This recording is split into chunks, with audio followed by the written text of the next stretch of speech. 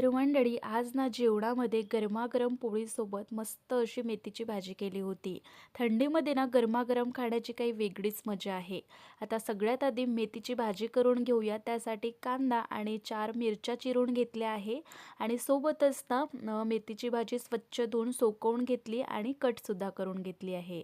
कढई गॅसवरती ठेवली, त्यामध्ये तेल टाकलं, जिरं आणि मिरची चिरलेली, कांदा हे हलका परतून घ्यायचा आहे. नंतर चवीपुरतं मीठ आणि थोडीशी हळद टाकायची आहे.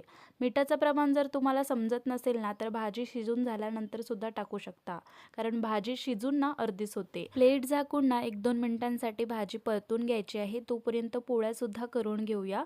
तर कणिक जी आहे आधीच मळून ठेवली होती मी, त्यामधला गोळा घ्यायचा आणि जी पोळी आहे लाटून घ्यायची आहे आणि तव्यावरती टाकून दोन्ही साईडला भाजून घ्यायची आहे. पोळी रेडी आहे. गरमागरम भाजी सुद्धा झालेली आहे. गरमागरम पोळीसोबत भाजी सर्व्ह करूया. Thank you.